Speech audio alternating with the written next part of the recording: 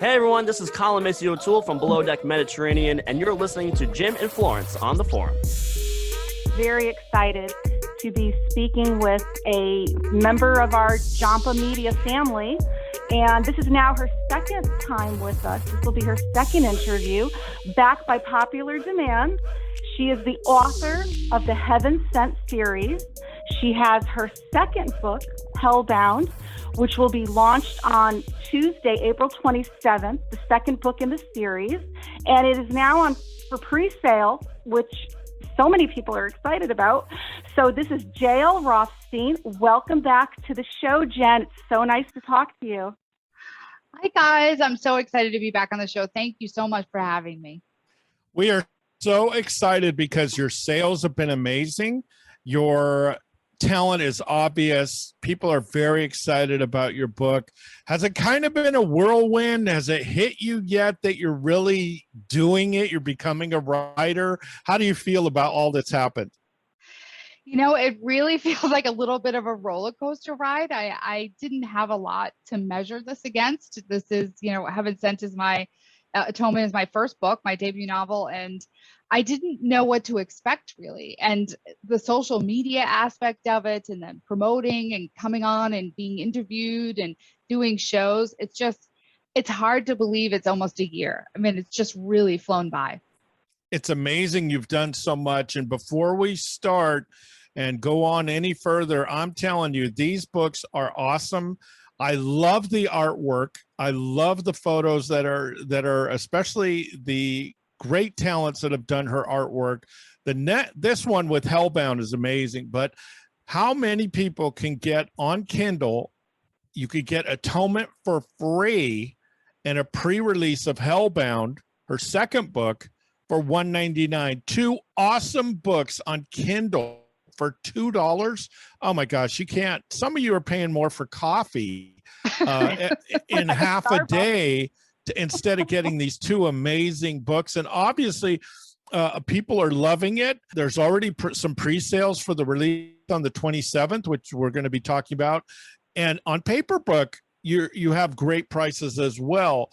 I think this is exciting because, again, for two great books, you can get it for $2. What do you feel when you put out a book? Is it just tension, stress? Are people going to like it? Am I going to sell books?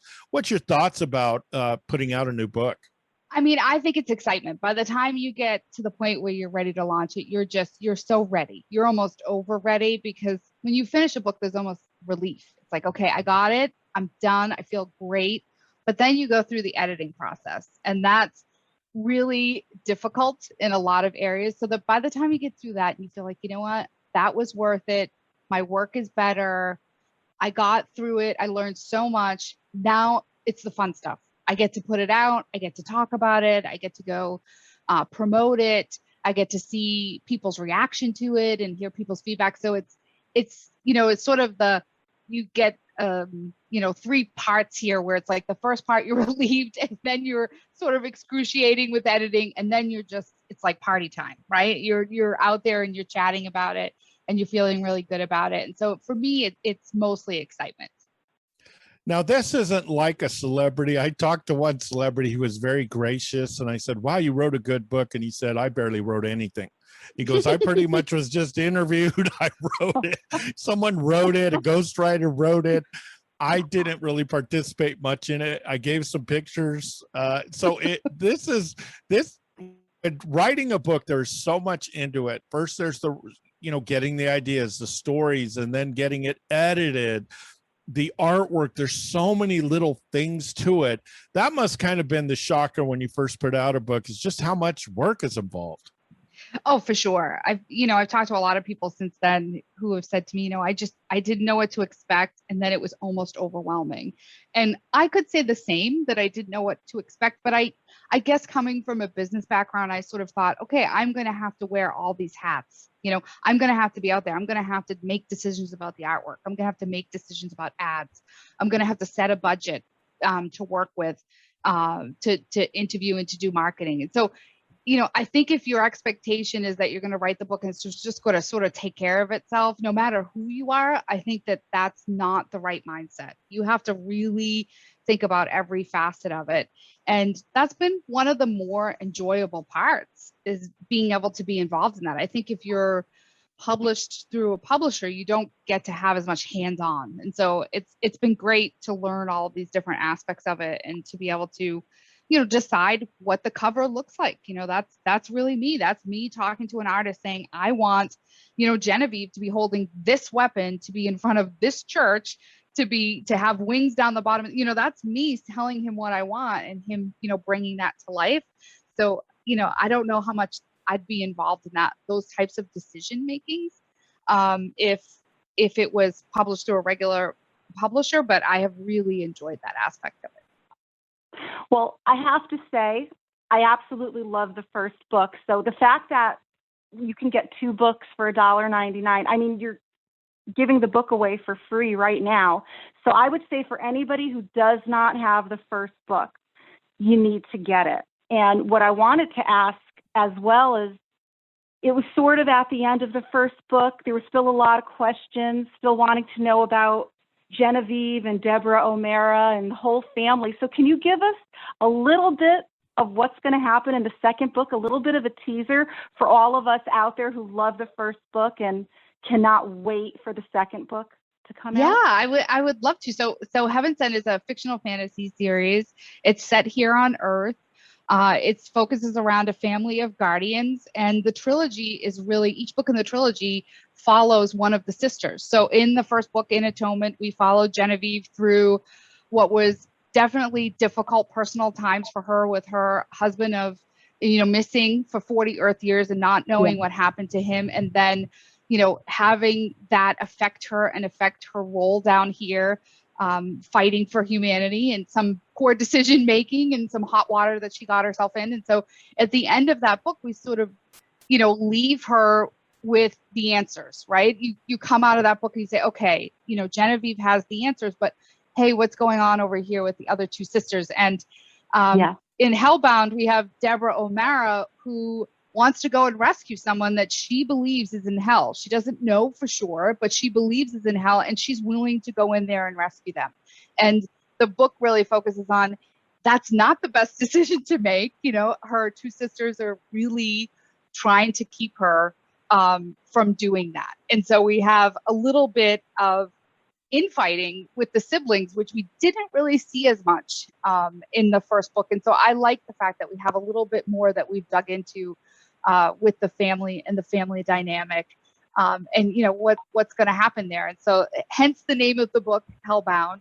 But yeah, it's going to be really fun to watch Deb, push back and maybe grow up a little bit. She was a little bit on the quieter side when we meet her in book 1. And so in book 2, she sort of comes into her own. And I love that aspect of it, is that I feel like Hellbound is truly a hero's journey for Deb's character. I'm going to say I absolutely love the title Hellbound, and I cannot wait to see where this takes Deborah O'Mara.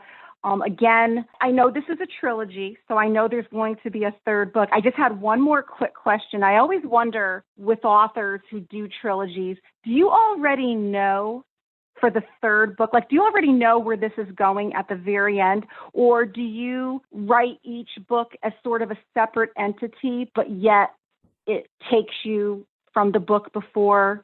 Do you know ahead of time, or is each book just its own? So for me personally, I knew at a very high level what I wanted to happen, but I allow enough space to have the story at times tell itself. And sometimes doing that, you'll meet characters that you didn't have in your original outline, say for instance. And I really like that, because sometimes when you're sitting down and you're writing a story, all of a sudden something will pop into your head and you'll be like, you know what, I'm going to create this character that this person's going to meet right now. And that wasn't anywhere on the radar for me, but they at times become the more beloved characters in a story. And so I like to have an outline that's a little bit of a higher, 5,000 foot view. So I did know where I was going in the first book. For the second book, I knew exactly where I was ending. So, which was very interesting. I didn't know exactly where I was going to start, but I knew exactly where I was going to end. Mm-hmm. And I do know the ending of the trilogy. And I deliberately left Kelly's character to be the third book because I think that she's become the character in the story that has sort of been the one that people are the most fascinated with, and the one that people really love to laugh with, love to laugh about with her character. She's so out there. She's so such a big character, if you will, out of the three of them. And it just felt right that her book would be the third. I think with Deborah, I kind of relate to her because some of us, we don't exactly go the way our parents wanted us to go, or we don't really listen. And we kind of, when we're young, we do our own thing. And we really think it's the right thing to do. We really think it's the good thing to do. And in our hearts, you can't change it. A young heart is so strong, you just can't change that thought. And with Deborah, I kind of got with what she was feeling and thinking. And I also understood the other characters because I was in the opposite mode where I knew when you're older, you know, someone's going on a place they should not go, and they still do. And you're just like, oh, I got to stop them. I've got to talk to them and get them not to do it. So to me, Deborah is kind of a very interesting character. Yeah. I mean, Deborah's character was a little bit on the quieter side. And I always sort of looked at her in that first book as she was a rule follower. You know, what are the rules? We're going to follow those. What do we need to do? And she was the one that you could sort of always rely on. You knew what she was going to do, what she was going to say, how she was going to react. And what I think is interesting as we come to see her in the second book is, you know, she's debating now, maybe I should have been following these rules. Like, look what happens when you're sitting here and you're following the rules, and look at some of the bad things that can come about as a result of that. And maybe in my role down here, I need to do more and I need to push back more. And so it's going to be very interesting to see, you know, to follow her along and see what people's thoughts are as, you know, her place in the family and her place down here is questioned, and she's questioning it, and she starts to step outside of that typical role that she's had for herself. So it'll be interesting to see if people enjoy seeing that character develop over the second book. Yeah, I think she's very interesting to me because it's like, I'm going to do good. I'm going to do what I think is right, but and just kind of go with the flow. And then eventually you start questioning things and you start understanding, well, everyone tells me to do the right thing, but sometimes that's not the right thing. Or sometimes that hurts me, or sometimes that's not something that really helps everyone. And I think that we all go through that a little bit. She has almost like a older child syndrome, where you always try to be the good one. You always try to set the example. And then after a while, you're like, man, maybe I shouldn't be doing, maybe my parents were wrong. And I think that where I really kind of get her in this story. She may be kind of the more laid back one, quietest one, but to me, she's a very interesting character. Yeah, I mean, it's going to be fun to see her develop, and obviously over time they get some powers, and so I get a chance to be really fun with the characters and give them powers and give them the ability to do things. And so she's going to have a power that she's going to come into in the second book. She's going to have to learn to live with what the consequences are for that, and you know, what happens when you get that kind of power, and how does it affect your decision making. So yeah, this was really fun to write, and it's just been so exciting to see these books come to life, and to see people talking to me about the characters and reaching out, and people just having such an enormous response to these characters and really loving them, and I'm just so grateful for that. So far, which character do you relate to most? I mean, I think personality wise, it's Kelly. I think sometimes there's just things about her that I'll read later and I'll be like, oh my goodness, this is like an exaggeration of myself a little bit in here. You know, she's very boisterous and a little bit on the loud side. And she's sort of, she walks into a room and you're paying attention to what she's doing and saying. And I think everybody wants to be that, right? So it's like fun. It's the fun part of doing that. And so that's just been the most fun to write about. But on top of that, seeing people's response to it. I mean, during the first book, I remember several months ago, people were reaching out to me, telling me where they were in the book. And it was always Kelly's spot. You know, it was something about Kelly's character. Well, I'm here and Kelly's doing this, and what's going to happen next? And so it does seem like her character has really struck people And that's been really fun to hear people talk about that. I think what's interesting is a lot of the books, like with Harry Potter, Hermione, and then Harley Quinn and other, it's those interesting female roles that they're more deeper than people think, and they're the ones that are really the exciting ones and the ones that you latch on to. And what's cool, this book is filled with them. It's the women are the heroes, the women are the main characters, and I think that makes it really more interesting. Yeah, I mean, it was one of the things that I really wanted to do, is to put these women in these situations where they could be, vulnerable but smart and tough and beautiful, and that they could be the whole package, and that we don't see that a lot. In fact, we don't see that enough. And it was really important to me in the first book to make sure that many times as they would get themselves in a harried situation, that they were never saved by a man. And not that there's anything wrong with some of those old tropes or some of the Disney stuff that we watch, but to make sure that we see female characters where they save themselves. And that's, there's a famous quote by Neil Gaiman where he says, "I like female characters that save themselves." And I think to myself, I do too. That's why I wrote these three. So I hope that people enjoy that aspect of it and find that to be inspiring. I think also the women to me, they're more complex. Their characters are fun. And with men, we always have those things that weigh us down. We always have those things that we latch onto and that we're weak to. And I think that's why I like these strong women characters, because they do have frailties. They have issues as well, but they work through them.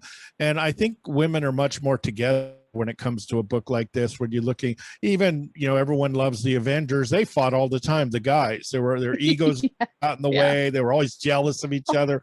And I think that gets kind of old to me. So I really like it. And for some of you guys that say, well, this is not a book for guys, it's a chick book. No, it isn't. I loved it. I think it's fun. It's exciting. I think that I love character development. And I think this is where JL has a great talent, is character development, because you kind of grow with the character. You understand them, and you also see yourself in them, their weaknesses and their strength. Is character development something you really worked on? Is it just a natural talent of yours? Yeah, it is something that I think you continually work on as an author. There's been a couple things that were harder for me than others. Character development wasn't one of them, but making sure that you were active voice, making sure that those fight scenes were really believable. Those were things I really had to work hard at and had to sort of revise over and over again. But I think the character development piece, I just sort of always looked at them and thought, think of them as real, and are they well-rounded, and are they different? And can people relate to the fact that they're making bad decisions at times, but that other times they're loving and vulnerable? As long as you have all of those things, including flaws, I think that it becomes a little bit easier for you as an author to write their development. Because if someone's perfect to start with, what are you developing, right? Like, I'm not a big fan of perfect characters. There's no such thing to me. Yeah. I'm not a big fan. They're not interesting, right? You want to meet somebody that has problems. You want to meet somebody that has issues. You want to meet somebody that doesn't always make the right decisions. And how do they deal with that? So those were the characters I knew I wanted to write about. But definitely there are things that I struggle with as an author, and that I strive to be better at. And I told my editor, I have the same editor that I did for the first book, and I told her, I just want to learn as I go along. And I hope that when I look back at the trilogy, that I see that my writing has developed over time and that I've gotten better over time, because I think that's really all you can ask for. You can't expect to get everything right in the first or second book that you're doing. But if you're getting better, if you're learning, then you're on the right path. That's what we talk about readers too. A lot of reviewers have contacted me, and I think a lot of the reviewers they kind of don't read the room. If someone's a new writer, they're just starting, it's a nervous thing. It's very vulnerable to put their book out there, put your writing out there, because the internet can be a very cruel place. So again, when you're doing your reviews, if it's Stephen King, yeah, he's there, he's multimillionaire. If you don't get a book, you don't understand what he wrote, then yeah, say something. But when it's a younger writer and someone that's new, be a little easy. This is hard. It's very difficult to write a book, to write a good book. It's easy to write a book.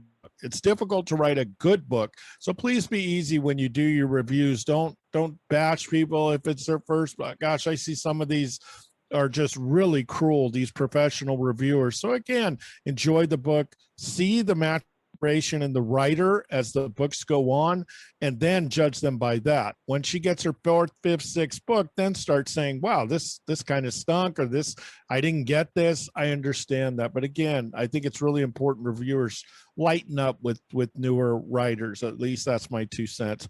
What would you like the fans and the listeners and the readers to, you get the final say. What would you like to tell them? In terms of this series, I hope that people find that I've been consistent with these characters, that I've been consistent with good storytelling, but also that I've kept up with the same pace, right? I've always looked at this almost like a supernatural suspense. And so we have a lot more fight scenes in Hellbound. We have more action in Hellbound. And I hope that people are not finding that changed, right? That's my hope, is that, because a lot of people enjoyed that sort of up and down of the first book, as do I when I'm reading other books. And so I hope that people have found that we've got that same, that I've got that same consistency there in terms of a good story and some character development and lots of great action. Well, Jen, I just want to say, again, absolutely love the first book. I am so excited about the second book. James and I have talked about this now for weeks, that we know for a fact that this second book is probably going to even do better than the first. I mean, there's so much excitement around it. We know that our listeners and our followers are really anticipating it. So again, thank you, because I know how busy you are. So thank you so much for coming back on the forum, and just for, being part of our Jampa Media family. You've been so wonderful, so supportive. And again, just absolutely love your work. And it just means so much to us, your friendship and your support. And again, to come back onto the forum when you've got all these amazing things going on. So it's been busy. It's been busy, that's for sure. But I am so grateful for your time, and I'm so grateful for your support. And this has just been an amazing ride, and it's been amazing to meet great people out there who are willing to support indie authors. And so I'm very appreciative of it. I'm very humbled by the whole experience. And I'm grateful that I get, opportunities like this to come on and talk about my work, because not a lot of indie authors do. So thank you both so much for all of that. That's fantastic. And what we're going to do, remember, the 27th on Wednesday, full release of all our formats for Hellbound, Book 2 in the Heaven Sent series.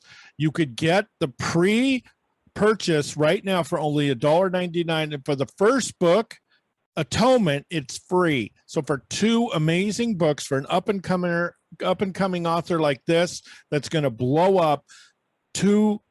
You can't beat that with a stick. Don't get bad coffee. Don't get some of these silly sales that people will give, or Cash App, or all this crazy stuff you see on TikTok.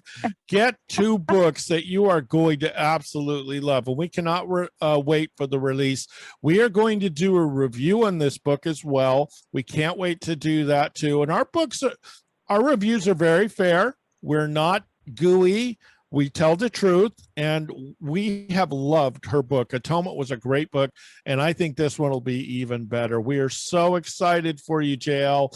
We are going to put all your accounts up, so make sure that you look at this on Monday. I got some editing to do. I got a little allergy issue, so we're going to have a little editing today, but we're going to be putting this out on Monday. We'll give you all the accounts, and remember, please get Atonement, the first book, and Hellbound, the Heaven Sent Book 2. This is going to be a great, and I already cannot wait for Book 3. So I hope that comes out soon. Thank you both so much. Thank you so much. Take care, everyone. Be safe out there.